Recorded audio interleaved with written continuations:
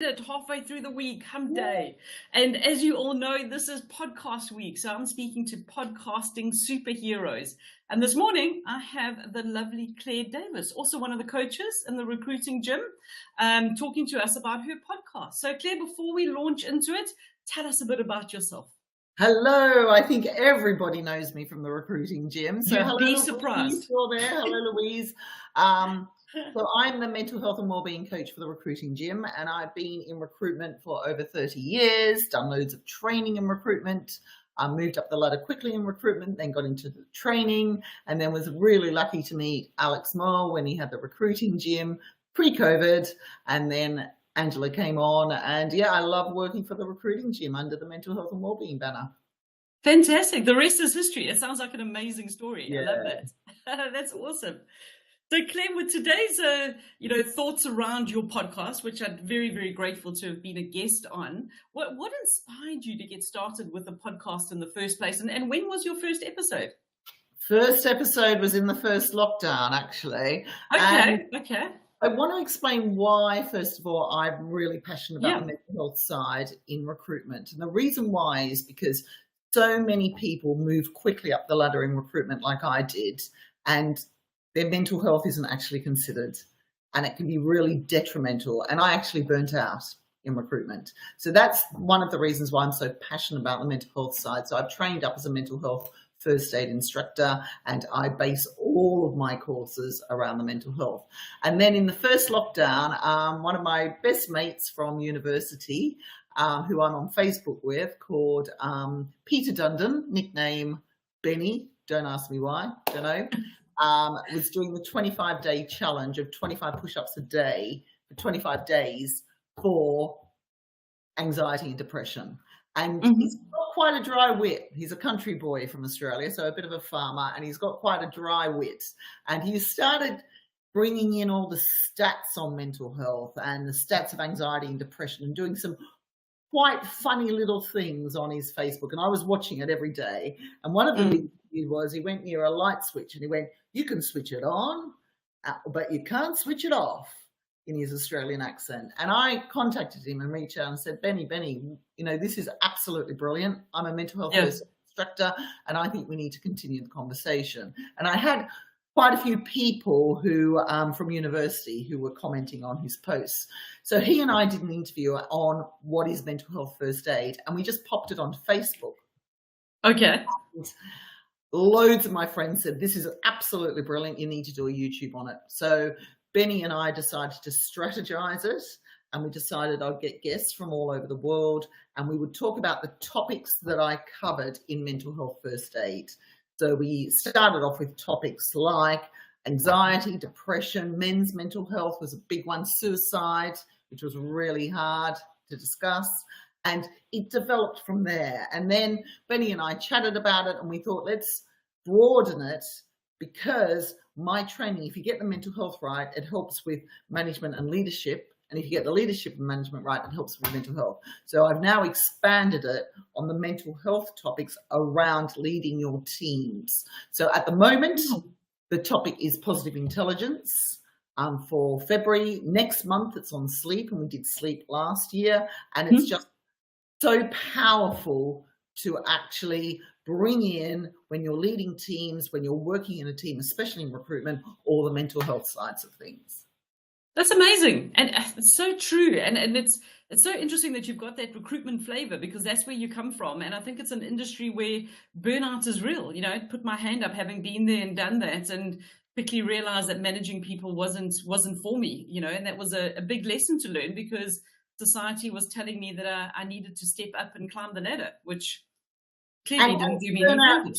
Is real, and I'm going to say it because a lot of the recruiters out there don't just recruit for recruiters. They're in other areas. So in accountancy, in law, in AV, in charities, burnout happens in every industry. And it's for sure really difficult, especially if you're in an organization like we've experienced, Vanessa, where it's all about profit, targets. And that happens even if you're not in the sales side. So we have to be very, very careful on how do we actually support our teams.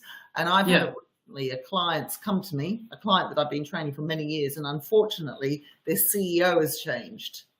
And the whole culture in the last 2 years since the new CEO has changed. And the turnover of staff is huge because people are feeling burnt out. It's not good, because it's like, wow, we want to be building relationships. Because if we build relationships and have that continuity, we actually are more profitable and we perform better and our well-being's better. We're happy to go to work. So tell me, Vanessa, I'm going to ask you a question back. Sure. Both experienced in recruitment. Yes.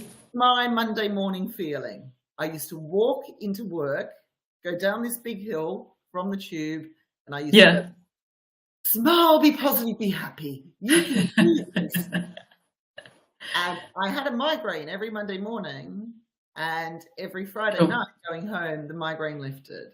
So tell me, was that your experience?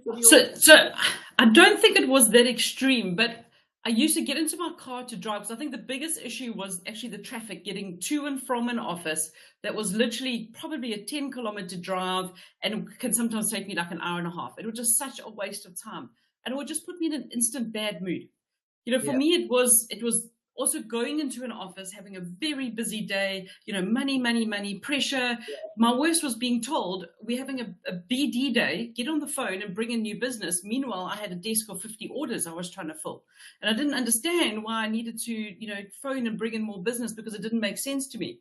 So it just so many reasons that driving to work and having that dread was like none other. And I actually, funnily enough, this weekend on Sunday, I said to my husband, I said, we're having such great weekends now that we've moved and we're down on the coast. By the time Monday rolls around, I'm actually ready for work, because we've had a great time and we got outdoors, and it just makes such a difference. But Claire, a very powerful word there, having that feeling of dread. Yeah. And we shouldn't be doing this to our people. We spend so many hours in the workplace. So if we can get mental health first aiders trained up, that's one of the key things. And if we can actually start opening up the conversations and understanding, I've heard of so many situations where people say, I think they're feeling a bit low, but I'm not going to approach them. They can approach me. Someone who's feeling low won't do that. But isn't it so wonderful that you can now actually talk about these things? Because mental health was always something that was quite taboo. And the fact that you're training up people, to be mental health, first aiders, I think is just amazing. I think that's really good. How many mental aid first aiders would you recommend for teams? Like, how many people do you train up? Good question, Vanessa. My suggestion is, because actually, you've got to strategize a mental health first aiders. So let me give you some examples of clients I've worked with. I've gone in there and I had to pick up the pieces. And they pick the wrong mental health first aiders. So often they'll pick the leadership team. Now, they're not necessarily going to go to the leadership team with problems. The second problem I've come across is that they pick people who want to be mental health first aiders because they've got depression. So it'll help them. You can't help people if you haven't got your own oxygen mask on. Yeah, so that's really, really key. So it's strategically picking the right people. And what I also do is train up the managers to have conversations. Well, they're not necessarily mental health first aiders, but they're on the front line. So my suggestion is to make sure your managers are trained up to understand mental health. They don't necessarily have to do the mental health first aid, but make sure they are. But also, I would suggest having 1 in 10 people, which sounds like a lot. 1 in 10. However, it's so important they act as a team. Yeah. It might be the case, say you and I are on the team of mental health first aiders. It's not a check the box. It's not a tick the box that we've got 50 mental health first aiders and they do nothing. It's that they should be acting as a team and working together. Because Vanessa, you and I might go to a meeting and I might say, look, I'm really concerned about Joe Blogs. But I don't know if I'm the right person to talk to Joe Blogs. So you might say, actually, Claire, I always meet Joe Blogs, bump into Joe Blogs at the coffee shop. So I wouldn't mind starting a conversation, saying, is everything okay? So it's all a case of working together and not just being a mental health first aider or getting somebody to get the qualification as a tick the box.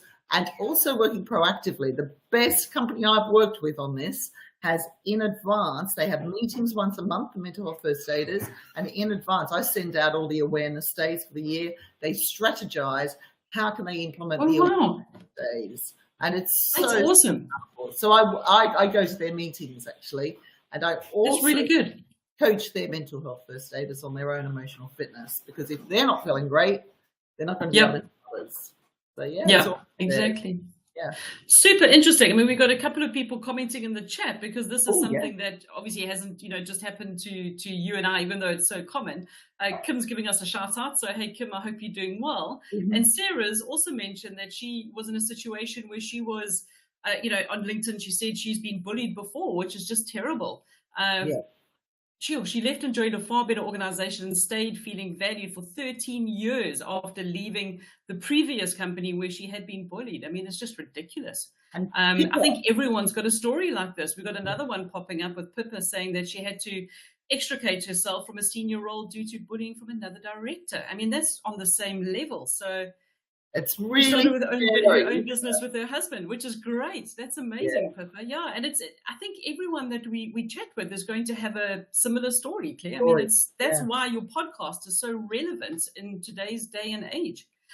So, Claire, if we were to send people to your podcast, because it seems like there's going to be a lot of people who can pick up on, getting some help, maybe some similarities in their situation, where can they find your podcast? Well, I've put it in the chat, so it's on YouTube as well as on Spotify, iTunes, etc. So I've just popped in the chat the YouTube link. It's called awesome. That's where I watch it. It's called Mental Health Chat. So if you want to subscribe, go there. Yep. Also, you've popped in the chat the Spotify one. So I will put that in, because you have to scroll up a little bit for that. Perfect. That's great.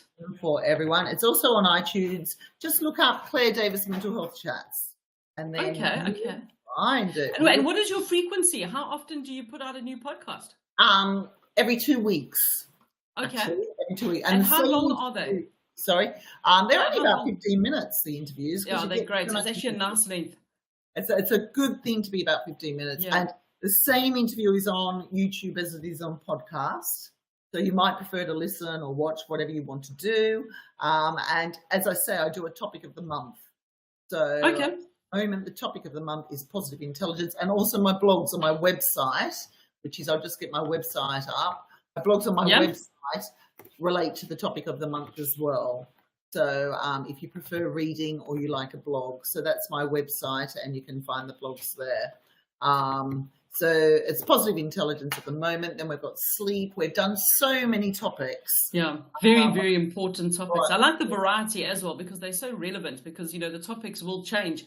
We've just got a comment from Donovan in the chat as well, saying, how does he cope with stress and those kind of things. He talks about exercising in the mornings and coding in the evenings. And I'm sure, Claire, that you must come across that a lot on your podcast, as people talking about the power of exercise in these kind of situations. I mean, it's often life-changing, isn't it? Exercise and diet is life-changing. Diet's got diet as well, on the same level. Huge thing to do with it. And it's really, really interesting, because, if I know the types of foods that make me feel blah, and make me feel like I don't want to exercise, and if we're continuing to eat those foods, it can really affect us. And it can also affect us depending on the time of day we eat those foods. So it's that's also super interesting. I must say, having been a vegetarian now for 4 years, I don't think meat was doing me too many favors. Even living in South Africa, it's weird to be a vegetarian. But I feel it's a lot better. Yeah, exactly. And you must see what it's like when we get invited to barbecues. Do you have the vegan options like we do in the UK? We do have them, but we actually prefer eating whole food. So we actually had a braai, as we called it, or a barbecue on the weekend, and just kind of threw in some mushrooms and some corn on the cob, and so it was great. But you've got to know your body. I think it's listening to your body at the end of the day. And Donovan's just put fast carbs are the worst for your energy levels. Yeah. So we know they taste good, but they're not good for energy levels. Yeah, definitely. We know that often after lunch we have that slump. So and that can then affect our mood long term if we continue to eat them. Yeah. So exactly. being careful Yeah. there. So yeah, definitely. 100%. Excellent. Well, Claire, thank you so much. That was a really awesome I love chat. working Thank with you. you. And Yes. yeah, I really do encourage people to go check out your website, your podcast, your YouTube channel. There is just so much good information there. And it's also great because I think people with mental health issues often feel very isolated and alone. And it's good to know that you're actually not the only one. Definitely. Good. Yeah. So thank you for your time and enjoy the rest of Vanessa. your day. Yeah, you too. I love Excellent. doing daily workouts with you. So let's continue. And we'll see you later, won't we? I will. You will. Definitely. Excellent. Thank you. No, Take sir. care. Cheers all. Bye. Bye. Bye.